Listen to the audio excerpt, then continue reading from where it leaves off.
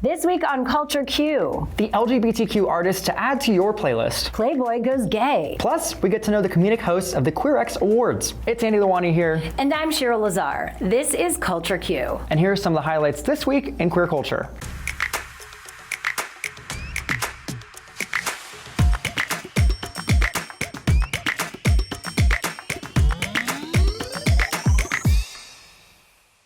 History was made this week when Playboy featured its first ever gay male cover star, and its social media influencer and beauty guru, Bretman Rock. Known for his YouTube makeup tutorials and laugh-out-loud commentary, Rock hopped into one of the most iconic Playboy get-ups, complete with lingerie, bow tie, and the brand's signature bunny ears. The classic look has been donned by several stars over the years, including Kate Moss, Dolly Parton, and Kylie Jenner, so you can say that Rock is in some pretty good company. The Filipino social media personality rose to fame in the age of Vine all the way back in 2015 when he posted a contouring video. Now, over 6 years later, the star boasts over 8 million YouTube subscribers and has even starred in multiple reality shows, including MTV's Following Bretman Rock and 30 Days with Bretman Rock, which aired exclusively on YouTube Originals. I mean, it's pretty clear. People just can't get enough. Rock announced his big news by doing his very best Karen from Mean Girls impression, simply tweeting, "I'm a Playboy bunny, duh." And when talking to Playboy about the significance of the shoot, he shared, "For Playboy to have a male on the cover is a huge deal for the LGBT community, for my brown people community, and it's all so surreal." And in a cheeky reminder, he finished saying, "And I'm so pretty." And it comes as no surprise that Playboy chose to feature the queer star on its cover. The magazine has a long history of championing the LGBTQ community. From its start in 1953, the publication has long advocated for gay rights, calling attention to issues like conversion therapy, offering grants to foundations like the National Gay Task Force, and giving a platform to queer voices in interviews with celebs like Boy George, David Bowie, and Elton John. And always ahead of the curve, Playboy featured their first trans Playboy bunny, Caroline Tula Kasi, all the way back in 1991. In 2017, model Ines Rao was also featured as the first trans playmate. And you can check out Bretman Rock's already iconic cover at playboy.com. Okay, so there's so much great music out there right now, we thought we'd give you a little recap. We're starting with Lil Nas X's debut album, Montero, which released in mid-September and has led to everybody talking, including vaccination savior / country music legend Dolly Parton, who showed her support and responded to his cover of her hit Jolene. Jolene, Jolene, Jolene. In a now viral tweet, Parton applauded him, saying, "I was so excited when someone told me that Lil Nas X had done my song Jolene. I had to find it and listen to it immediately, and it's really good." And also this week, we saw 2 albums come out from queer singer-songwriters. Icon Brandi Carlile has dropped her 7th studio album titled In These Silent Days. The album is a collection of thoughtful, introspective songs written out in the times of COVID, and this all comes after wrapping up her 2020 memoir, Broken Horses. The 40-year-old mother of 2 has been a staple in the queer community since her debut, though it's only in the last 5 years that she's seen an increase of mainstream popularity, earning her a bunch of Grammys. Carlile's signature belt is on full display in the album, including the lead single, Right on Time. Carlile recently sat down with the LA Times and admitted she's still adjusting to all the newfound fame, telling a story of how she thought she had a flat tire when somebody drove by me frantically waving. Then somebody else did it, and it dawned on me, oh, they recognize me. And she sees the power of her work for others, adding, "I see what's happened to me in my career and in my life as an opportunity for other queer people. It's important for me to make sure that the door stays open for other people like me to get through it." Another artist opening doors for queers everywhere is singer-songwriter Rabel, who just dropped his first ever studio album, despite being in the music industry for nearly a decade. The 32-year-old LA-based artist spent a lot of that time behind the scenes, writing songs for big-name artists like Adam Lambert, Kesha, and Pink, who called him one of the greatest singers and songwriters alive today. In his debut album, These Words Are All For You, Rabel gets real, drawing from his personal experiences to bring us music that is deeply relatable and cathartic. Sitting down with Atwood magazine, the singer recently talked about what motivates him to create such accessible music for the queer community. "One of my biggest messages in how I try to advocate for the LGBTQ community is just to say that there's nothing wrong with you." And with songs like Nothing But the Love, he hopes his album helps even one person feel understood, feel better, feel like they're not alone. And of course, you can listen to all of these queer artists wherever you stream music, Apple Music, Spotify, just go listen to them. They're amazing. Now with the Queer X Awards right around the corner, October 11th, National Coming Out Day, I'm so excited to have these show's hosts joining us right now. The hilarious and uber talented Drew Droege and Rainier Pollard. Thanks so much for being with us. So let's talk about the Queer X Awards. I love that they brought in two comedians because we need some comedy here. We need some laughs with everything we're going through. What are you two bringing to the table?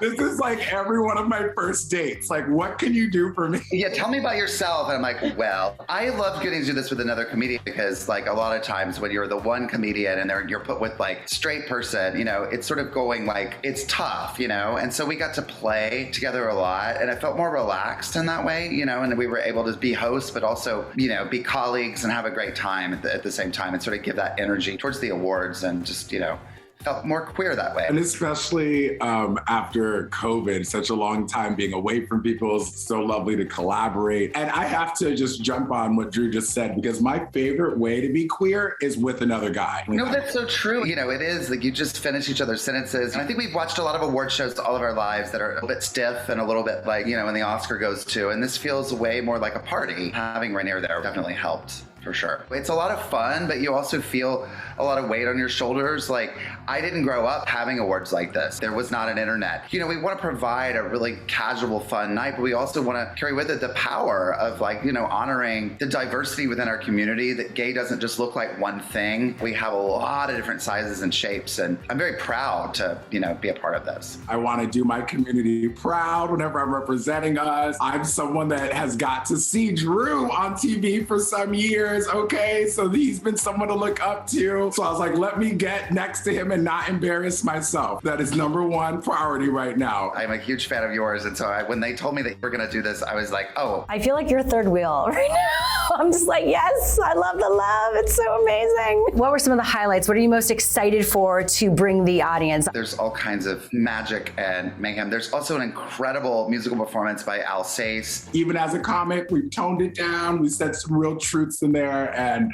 I'm proud of that too. Also, a reminder, it's out on National Coming Out Day. That's when the awards are, which is so great in terms of the theme as well. I think it becomes a part of your journey in the LGBTQ community that one day you realize that just living your everyday life is like revolutionary and it's inspiring to other people that may not even be queer. It's just people that are looking at this world around them and these bogus rules that have been put on them, and it makes them question, like, which of these rules do I really need to be promoting? So I love just being a part of a community that is propagating that kind of mindset daily. Have you always broadened your queer identity into your comedy? How has that changed over the years? I probably didn't for a long time. I feel like I came up in a sketch comedy improv world that there were always gay people around, but we were sort of relegated to a type. I sort of came up with a lot of straight people who I love dearly. It took me a while to realize that like my queerness was power. Live your life, live your truth, and that is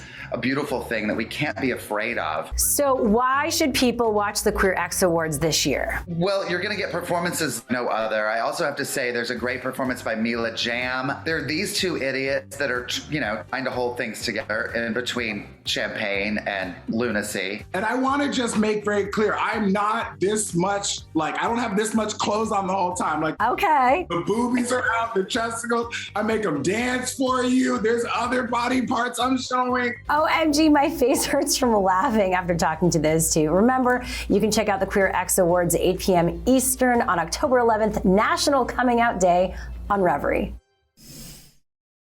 And now switching gears, a big loss for Washington, D.C. lately as its bilingual LGBT center is forced to close its doors due to lack of government funding. Serving over 6,000 people annually, Casa Ruby was a beacon of hope in D.C.'s LGBTQ community, providing essential services like preventative health care, mental health assistance, and an overnight shelter for the unhoused. But near the end of September, the Department of Health Services informed the center that they would be losing their $850,000 grant, giving them less than 5 days to figure out how to continue staying open. In a tweet from their official Twitter account, Casa Ruby condemned DHS's decision, calling it shameful, and pointed out the government's misplaced priorities, writing, "They cut the funding on the same day they cut the ribbon at Franklin Park, a $21 million renovation that left many homeless people more vulnerable after they were kicked out." On September 30th, the center was forced to close, which put at least 50 homeless LGBTQ youth back on the street in the midst of a global pandemic, and as temperatures begin to drop. Ruby Corrado, who founded the center back in 2012, has called the situation a horrible tragedy and reminded everyone that it's not just the clients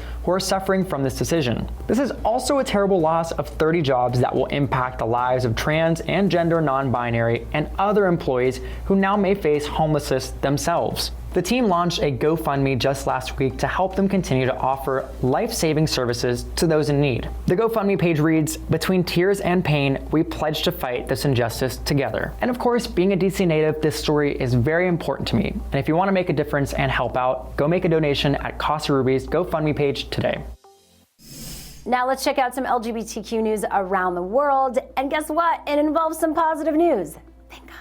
Germany elected the first ever transgender members into parliament. Tessa Ganser and Nick Slawik are both transgender women and members of the Greens Party. Slawik wrote in a celebratory Instagram post, "Madness, I still can't quite believe it, but with this historic election result, I will definitely be a member of the next Bundestag." The new MP is calling for real change in the country, including fighting transphobia. And fellow electee Ganser will also be prioritizing these changes. She shared, "Gender identity is a human right. In the future, it should be possible for a person to apply to change their gender recorded at birth." Moving on to the beautiful country of Nepal, which will be adding a third gender to the 2021 census. Citizens will now have the choice this year to mark other rather than picking from the binary of male and female, and will also be able to note if they are members of the LGBT community. This move helps to create a more inclusive environment and offer valuable information that leaders can use to offer protections and legal rights from the government. Pinky Gurung, the president of the LGBTQ organization